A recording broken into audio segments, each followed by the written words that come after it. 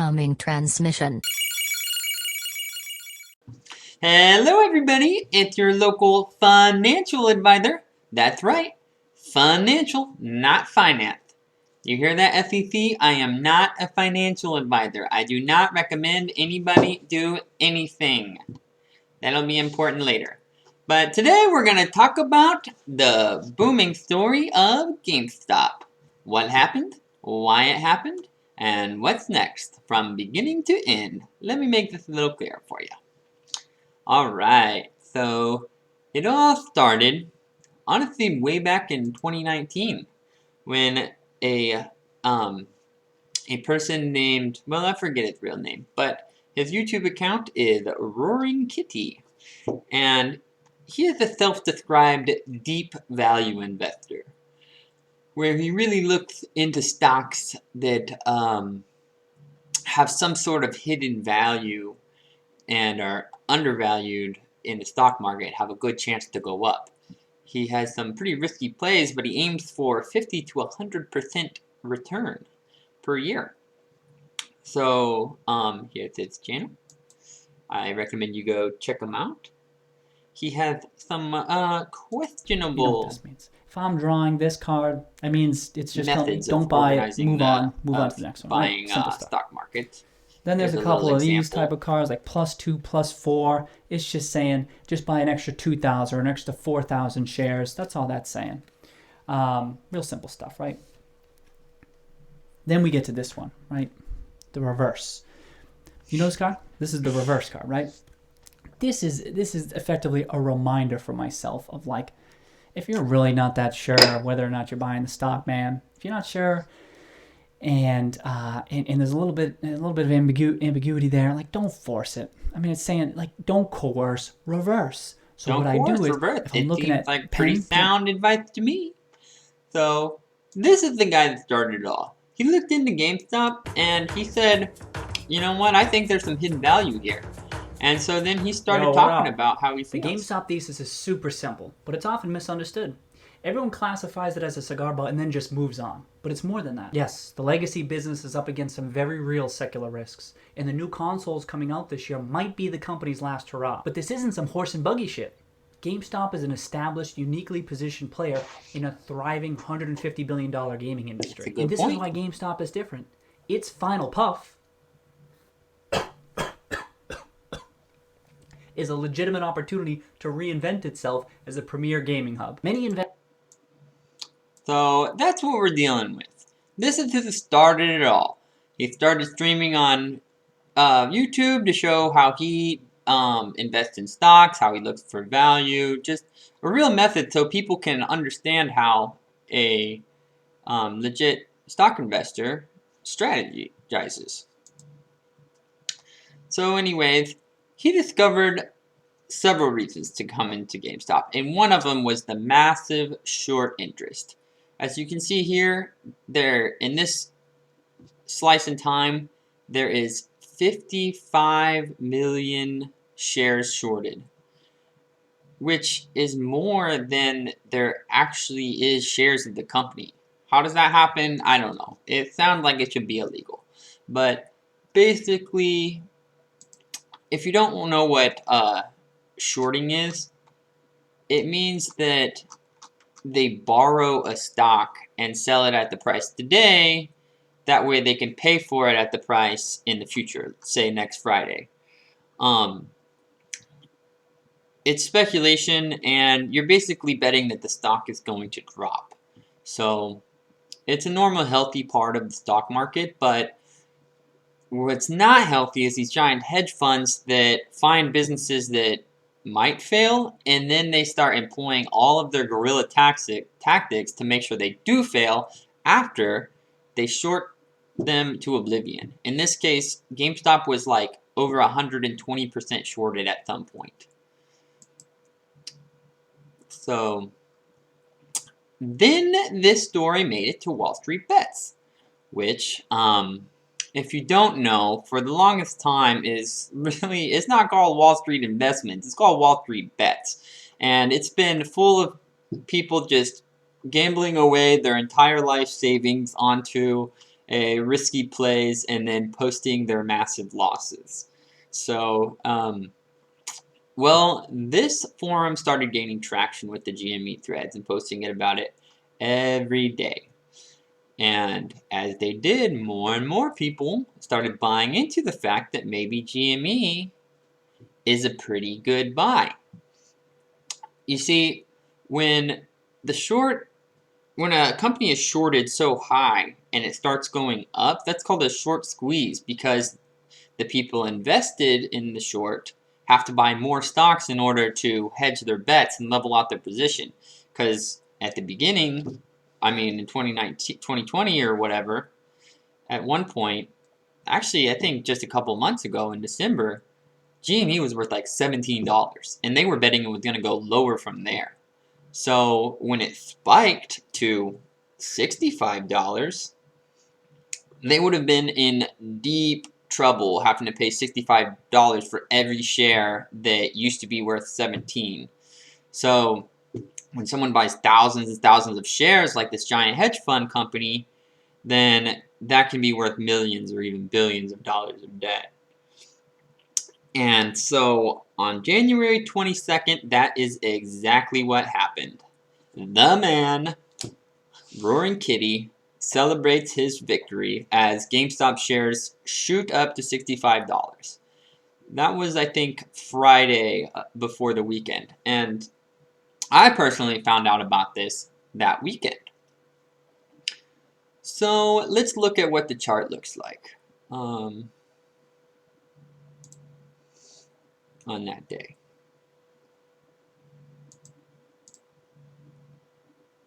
Let's refresh a few of these so we don't have to wait on them in the future.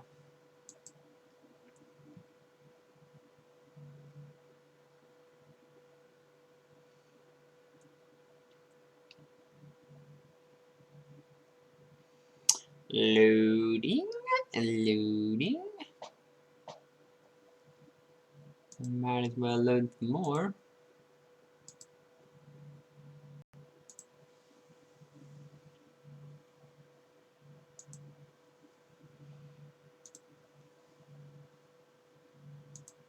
Sorry, my webcam is blocking the browser, so I can't really see.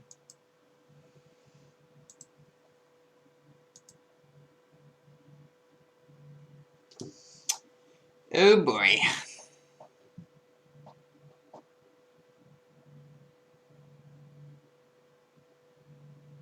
Come on, you old potato. Let's go. Gotta make a video here.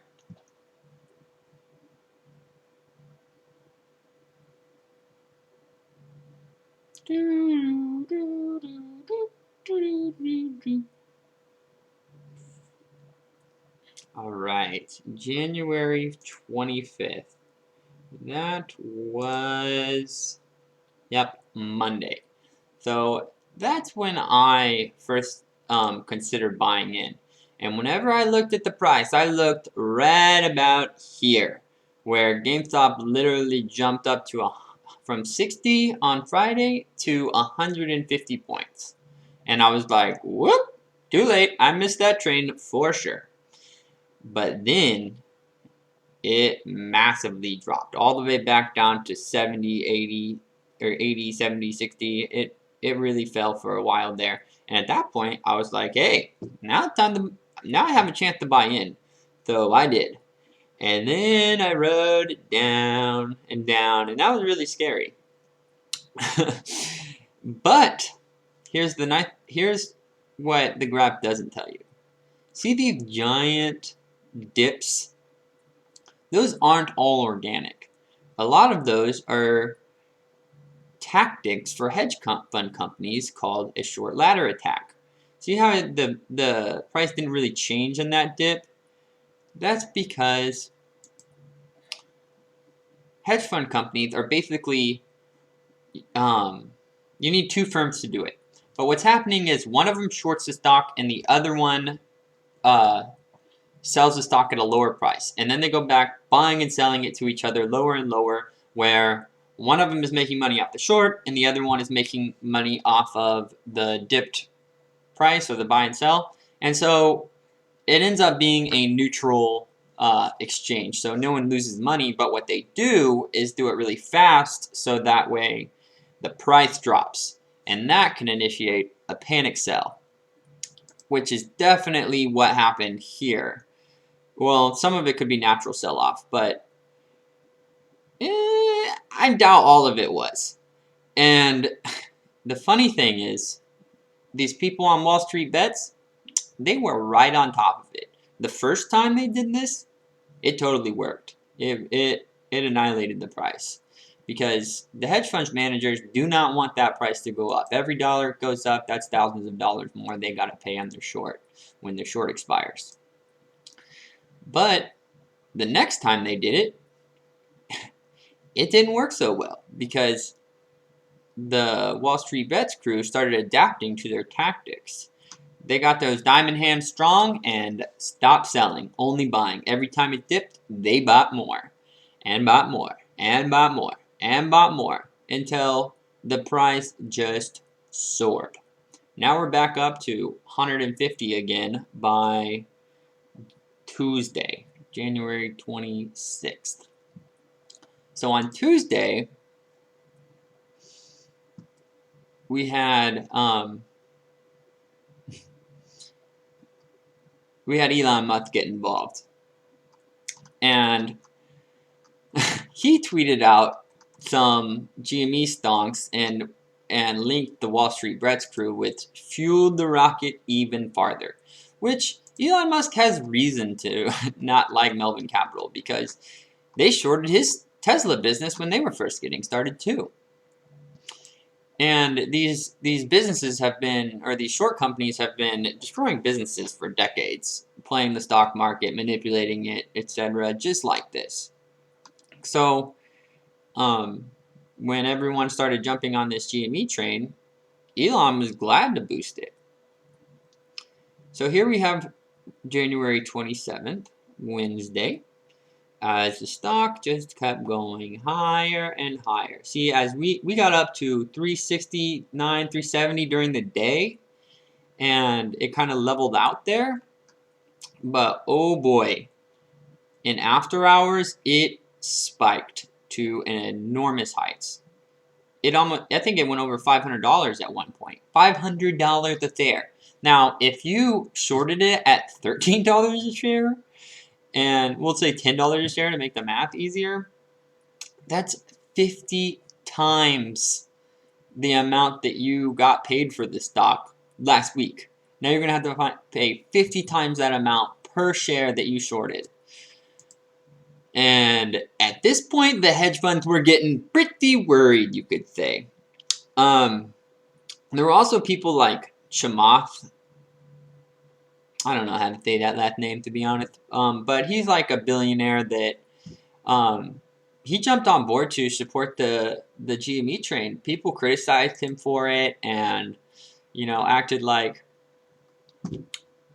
this was just a trend. Everyone's going to lose a lot of money. Tuesday that he'd gone long. He threw $100K into it just to the first kind of content see what would happen. A lot of people doing some incredible fundamental diligence on companies, trying to think about long-term value. And in my opinion, many of them are doing as good and frankly a better job than a lot of hedge fund analysts that He's talking about the people on Wall Street Bets here. The second are a lot of people who believe that, coming out of 2008, what happened was Wall Street took an enormous amount of risk and they left retail as the bag holder. And a lot of these kids were in grade school and high school when that happened. They lost their homes, their parents lost their jobs, and they've always wondered, why did those folks get bailed out for taking enormous amounts of risk and nobody helped and showed up to help my family? That's a good point. He's talking about 2008 when the housing market crashed. Once again, the banks, the big companies, all got bailed out by the government. And what does that mean? That means we bailed them out. The American people bailed them out. And once again, the super rich get richer, even when they're the ones that took this enormous risk and it all backfired in their face. They just moved their assets around and took advantage of the giant swings in prices, just like the pandemic. If you look at what happened during the pandemic, the super rich got super richer. and the small businesses got destroyed. It's not a matter of opinion, it's a fact. It's just what happened. But the Wall Street Bets crew powered on. Because then the hedge funds and these big companies, they pulled another little trick out of their sleeve. And that's when they started using media companies to put on blast these people on Wall Street Bets, making it sound like, well, for one, they ran a story saying that Melvin Capital had got out of their shorts. That way people wouldn't be motivated to buy into the GME anymore, which turned out to be false at the time. Another thing that they did was ran an article claiming that Wall Street Bets was an alt-right group, another favorite tactic of the media to characterize a massive group of people as basically, radical, right-wing, you know what I'm getting at. Just to put a bad taste in everybody's mouth so they can label them as a radicalized group. But anyways, they CNBC had to redact that statement very shortly as Wall Street Bets started attacking them. But they also found out that Melvin Capital did not close their short positions and quickly counterattacked that to keep the players buying in. So that's when they pulled the biggest string, something that I never thought they would pull, and honestly, it is wild that no one's getting arrested over this, because what happened was Robinhood said their clearinghouse algorithms changed with the volatility in the market, and all of a sudden they had to have way more capital on hand than they usually do. And so in other words, they put an all no buy limit, or I mean they put a close only status on these volatile stocks, GMC, AMC, or GME, AMC, BB, any of these stocks that had massive short interest that people were betting on. They set it to you could only sell them, no more buys. And the way the stock market works is when more people want to buy than sell, the price goes up. And when more people want to sell than buy, the price goes down. Now, a massive amount of these people betting on GameStop all used Robinhood as their brokerage. So when you take out the biggest brokerage that is buying this stock and say you can't buy anymore, of course the stock is going to go down. But on top of that, everybody knew that the stock is going to go down because they knew you can't buy it anymore. You can only sell it. So, more panic sells. Plummeted the price. Like I said, that night it was going up to $500. When I woke up in the morning, it was just full thrusters ahead. And then by the time trading opened for the day, 8:30 Eastern or 9:30 Eastern, then they put the buy limits on it. And so, of course, everyone sold their stock because they didn't want to be caught holding the bag. And oh boy, that caused a storm. As it should, because they clearly are manipulating the market. Like, I don't care what anyone wants to use as an excuse for this. This was to save the hedge funds money, which, an important factor in this is Melvin Capital, the hedge fund that had mainly shorted this, actually is, I don't know, owned by Citadel or something like that. And Citadel buys all of the information, the data from Robinhood that it's collecting on its users, which means that they see exactly what sell limits people set, etc. All of the data, buying, selling, things that normal people can't see, they sell that data to Citadel. For instance, when they were doing the short ladder attacks, another reason they were doing that is because they can see a lot of people set stop losses, which means that once the stock goes down so much to sell their stock so you don't lose all your money, they can see what all those stop losses are set at. So if they tank the price even for, you know, a minute, then they can trigger all those stop losses and trigger a domino effect of sells. And so the price will go down and initiate more panic sells. So that's what happened. And then CNBC also removed like their interview with Chamath because it made them look bad. It was hard to find on YouTube after that. A bunch of mirrors had to keep putting it up. But that did not stop us. On Friday, shares jumped 68%, back up to 400%.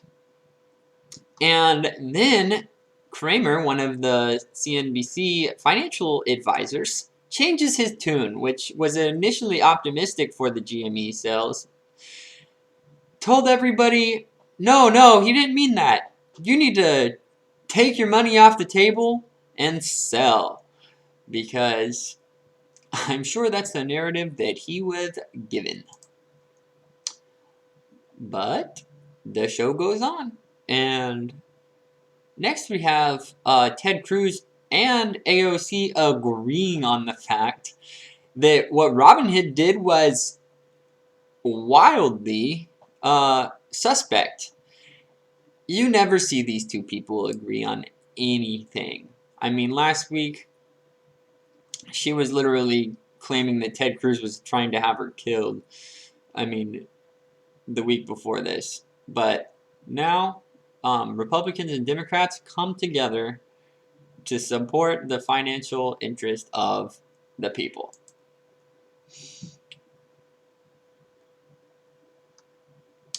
And also what happened on Thursday is when everybody could no longer buy, it transferred the sales into Dogecoin.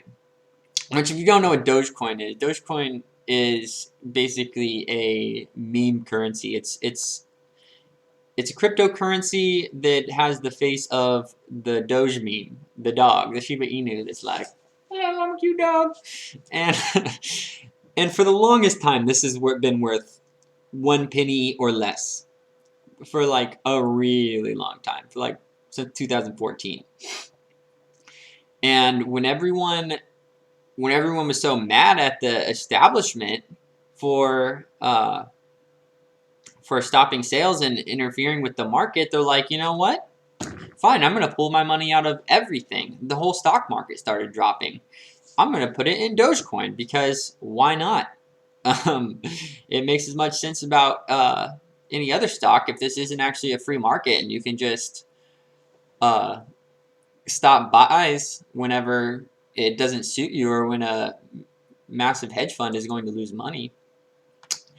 And that's when Elon Musk steps in again, tweeting about Dogecoin, shooting the rocket up even higher. So this is the natural boost in Dogecoin had that day, and it was kind of climbing. And this is about when Elon tweeted it. So it went from 1 cent to 2 cents to 8 cents, which doesn't sound like a lot, but you can buy any amount of Dogecoin. So if you have $1,000 at 1 cent and it shoots up to 8 cents, you just had made 800% profit, which I don't have to say is pretty good for the stock market. Okay. So anyways, now we're at February. No, we're not. We are at January 29th. I believe that is Friday.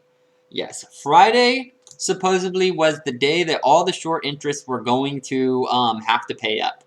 Now, I'm not sure what kind of sketchy behind-the-scenes deals that these people can make and extend their short or double down on their bet, you know, but I do believe that they did that because the short interest didn't seem to disappear this day. And I honestly thought this would be the hardest day for people to keep from selling. But the WSB team held strong, and they were able to finish the day at over $315. So that meant massive losses for the hedge funds. I think some reported losing over $5 billion. Melvin Capital's price was like down by 50%. That is huge for a company worth billions and billions of dollars. But then they started putting out more propaganda. Silver spikes all over the place, they said. Everywhere I looked, they were running ads that, ooh, the Redditors are now turning their buying power to target silver. Everyone buys silver. Silver is going to spike to the moon. But silver doesn't even make sense to spike to the moon, because the point of buying a stock that's heavily shorted is you have leverage over the people that shorted it. So instead of it going up like 1 for 1, $1 per dollar as you buy into it, it goes up a lot faster. Because when you buy in and it goes up, they have to buy in. And so it creates a feedback loop of buy, buy, buy, buy, buy, and can start rocketing to the moon. In fact, it probably would have hit the moon if they didn't interfere. Like I said, it was up to $500 per share whenever they started interfering. So this is a chart from the entire next week. As you can see, you can only hold momentum for so long. And at this point, all of the different tactics started to accumulate and get the better of the majority of investors. And they started getting scared. So early on, the price started falling, and it just kept falling. No one wanted to be left holding the bag, as they say, or the person that has all the GME stocks once it drops to nothing. And that's unfortunate, because whenever they hit these giant losses like this, when these hedge funds use these scare tactics and all these other techniques that they've been using to manipulate the market, they hit the price as low as they can. That way they can sell or close out their short position without losing as much money. But they probably would have went bankrupt if it wasn't for the interference of Robinhood and other tactics that they used. So, of course, people started filing lawsuits. And the problem with this, with lawsuits, is I have zero trust in our legal system to actually hold people accountable, because the super rich never get punished the way that they should. They always are going to have an alibi. They're too smart. They are going to operate within the bounds of the law, but not necessarily in the bounds of ethics. So they use all that they can to manipulate the market, and honestly, I think that they should go to jail. But who knows? What will probably happen is there will be a class action lawsuit, and then we'll win, and we'll each get $10, and they'll have to pay a fine, which is ridiculous, because they would have lost billions and billions of dollars if they hadn't interfered here. So, of course, to them, paying a fine is way more worth it than just not interfering with the market, right? Like, if you can save money by breaking the law and paying a fine, then why wouldn't you break the law? It's not even a law at that point. It's literally just a different option you can use to curb your losses. And as you can see here, this isn't the first time it's happened. The Citadel paid the SEC $22 million for misleading customers in the past. This was back in 2017. But we're not going to see that money. The SEC gets the money. So the hedge funds break the law. The media manipulates us. And then they pay the government a fine so they don't go to jail. Meanwhile, all the people that were screwed out of their money get $10. Welcome to America. And it gets worse. Instead of investigating the people that actually are to blame here, they're going to investigate Wall Street Bets. They're going to investigate this forum of thousands and thousands of people, millions of people posting all their, like, you know, honestly, a lot of childish, immature, trollish comments about buying in on GME, looking for something that they can hang over their head and prosecute people for, rather than prosecuting the people that clearly manipulated the market. But DFV, also known as Roaring Kitty, this is his Reddit account, is the freaking man. And they want him to testify under the congressional record on what happened here. So I'm very interested in seeing how this plays out. But that's not all. This man didn't only lead the charge, he also practiced what he preached, and he held those diamond hands strong all the way to the end. I mean, GME is back down to about $60 now. He could have cashed out at $300-400 and made $20 million. Like, he was in it from the beginning. But of course, Elon's got our back here, tweeting about Dogecoin again. That way, it continues to spike. This is his YouTube channel. I would like to encourage you to go check it out. There's a lot of great financial advice on here. He definitely gets very into the details if you'd like to learn more about stocks. And here's an example of one of his updates. This is DFV, Roaring Kitty.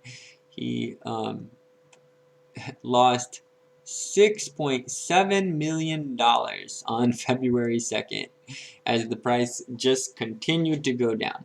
Now, don't get me wrong, he's still up like $4 million, so he's fine here. But the point is, like, he could have sold days ago and made millions and millions of dollars. But I think he didn't want to mislead these people. He didn't want to abandon them. If he would have sold, then that stock would have dropped to $20 or less.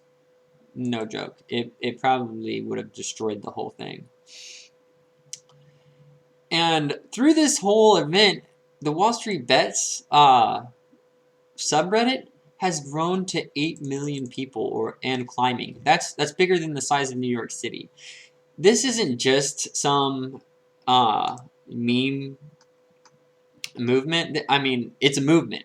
Honestly, I think that the way people investing is changing. It's revolutionizing the way people think about the stock market, because everyone wanted to say, like, GameStop didn't have the fundamentals to back up the price. But honestly, like Tesla and other stocks that have shot way higher than their traditional counterparts in the industry, like, for instance, Ford is worth like $10-11.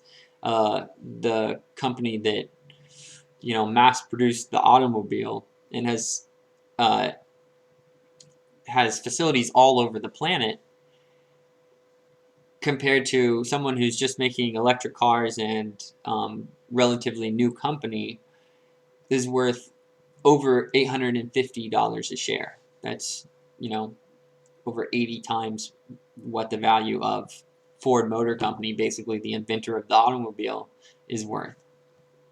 And what people are realizing is that when you own a stock, basically what you own is the ability to sell the stock to someone else. All it is a store of value. Just like gold, silver, cryptocurrency. And I don't think people are going to continue investing in the traditional methods as much, especially all this new flood of investors that have came to the market since this time. A lot of young investors have started opening accounts since then. And I encourage you to do the same, because if you've been thinking about investing, just pull the trigger. You only lose what you're willing to put in. You don't go overboard. Most importantly, don't invest money you don't have. Don't put credit cards on it. Invest money you're willing to lose, just like at the casino. And as you get more and more used to the process, you'll start growing that snowball. And the important thing about investing is there's been a study that showed college students that put their money in an investing account, whether they invested it or not, change the psychology of the way that they think about that money as opposed to putting it in a banking account. If they put it in a bank account, they were 98% more likely to spend that money within the year's time or whatever the study was done. But if they put it in an investment account, they thought about it as an investment. This is money that I'm saving away for my future. And so it just kept growing. They didn't spend that money. And honestly, I've seen the same thing happen with myself, is I start storing these money away in different pockets of the market or just in little placeholders. I don't spend that money. I only spend money out of my bank account, and I try and save any money that I put in investment accounts. Even if I meant to just put it in there for a quick additional cash to throw it into a quick buy like GME that I knew was going to double, and then I could sell it and then cash out. But I usually don't cash out. I keep that snowball rolling. You know what I mean? So let's move on. Then we have Jordan Belfort. The real Wolf on Wall Street weighs in here, which is really quite motivational if I don't think so myself, because I was in a similar position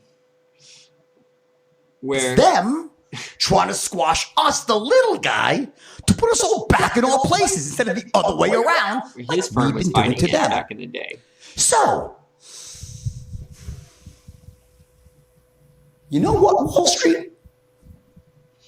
You know what, Robin Hood? We're not leaving. We're not leaving. We're not fucking leaving!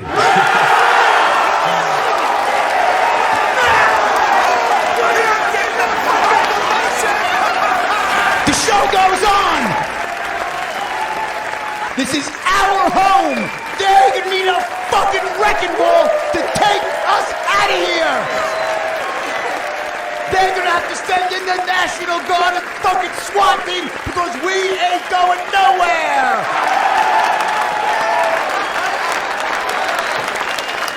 Fuck them!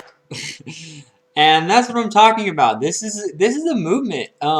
People are climbing on board. People are getting their investments going, and I think that it's a new era for the stock market.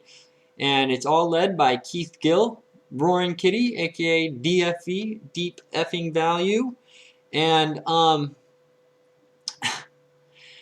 unfortunately, once again, instead of investigating the people manipulating the market, the hedge funds that have been doing this for years, driving small businesses out of business, shorting them, using media to defamate them, start investigations, cause scare around their business, driving them into bankruptcy. Instead of investigating those people, they're investigating Keith Gill because he used to be a CPA. Did I mention I am not a financial advisor? Did you hear me? I do not suggest investing in anything ever except for everything, no specific investment advice from this guy. Do not arrest me, SEC. I don't know how much clearer I can say that. But I do think it's time to try the market out, dip your toe in the water, and start feeling it out for yourself. There's a lot of good advice out there. We're living in the age of the internet where all information is free. Well, not all of it, but more than ever before. So I'll leave you with this. That's what I do. I shake my magic 8-ball about, and what I'm saying now is I've already drawn the card. Say, should I buy 6,000 shares of Penn National Gaming, right? And then the 8-ball tells me what to do. My reply is no, right? But I just if I don't get the answer I want, I just say I'm still a little bit in doubt, so I shake it about. Should I buy Penn? Outlook not so good. You just keep on going. My sources say no. And you just keep on going until you get the answer you want. Solid investing advice. Should I buy Penn? Yes, definitely. Perfect. Okay. So this is the man that they're investigating for manipulating the market. It's a freaking joke, people. So, You know, what's next? We'll see. Honestly, Eli has been pumping Dogecoin for the last 2 weeks. It is going to be the currency used on Mars. I'm sure. It is the people's cryptocurrency, as they say. And personally, this is where I'm putting some of my money. Like, don't get me wrong, a good portion of my investment is in safe stocks that have a slow incline, but I'm not missing out on the next Dogecoin jump, because what we've seen here is one tweet from an influencer and the thing can spike 20% easy, sometimes 400%, as we've seen last week. So, I mean, I don't know what to tell you to do with your investment except for do whatever you feel. Invest by feel, as Roaring Kitty would say. But this is the chart of Dogecoin in the last couple weeks. So this is when Robinhood stopped our buying privileges of GameStop. And this is when Elon tweeted it. And of course, there's no buying trading limits in a day. There's no day trading restrictions on cryptocurrency, because it's just like exchanging currency for a different type of currency. So it's not classified the same. So people don't really have as much motivation to buy and hold as they do regular stocks. Plus there's no dividends. So when it shoots up like this, people always sell. And then it shoots up and then they sell. But as you can see here, it's just been climbing. Climbing, climbing, climbing. It's still only worth 5 cents a share right now. I mean, this is kind of a common fallacy of logic, that it's cheap, so it's easy to just shoot up. I mean, from what I've seen, an $800 stock shoots up about the same rate as a 5-cent stock, unless if there's some kind of massive hype around it. But if it goes to $1, that's 20 times your investment now. And a stock like Tesla that's worth $800 a share is not going to go to it, not going to 20 times in any reasonable amount of time, where I think that this could. It is definitely a high risk investment.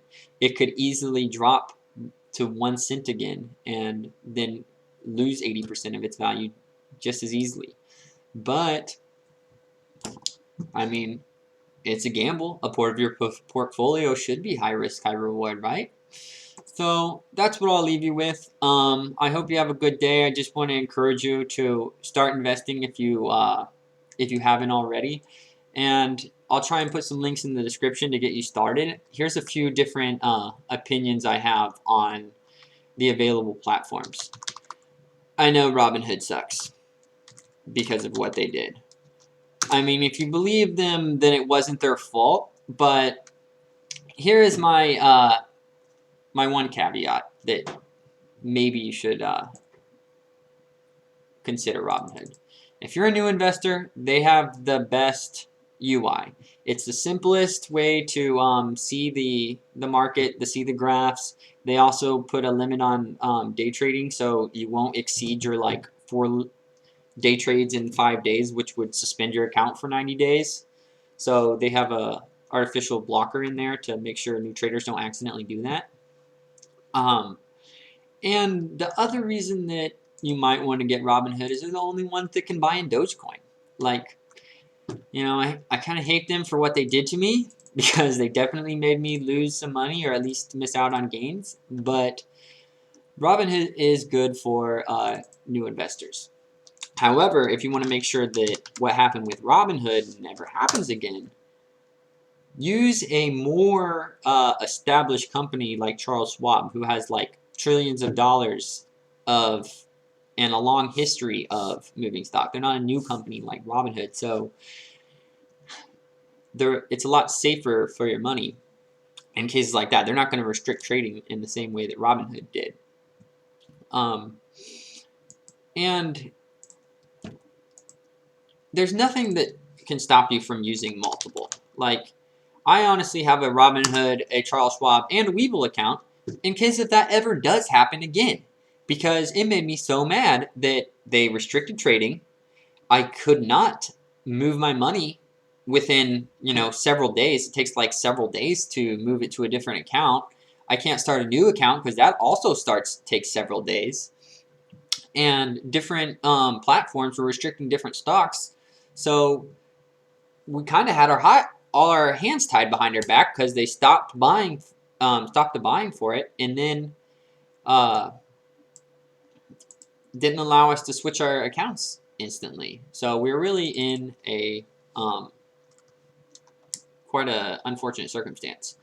Now, the last option I will mention is Acorns. If you don't want to buy and sell specific stocks, Acorns, and you just want to just have like some sort of backup plan to start investing, Acorns is a great way to do it, because the premise of Acorns is they round off your change. If you spend $1.57, they're going to invest 43 cents into your account, and they'll spread it out in their own diverse portfolios that, you know, like a index fund or something like that, that is a conglomeration of a lot of different stocks, so it moves with the market rather than really volatile.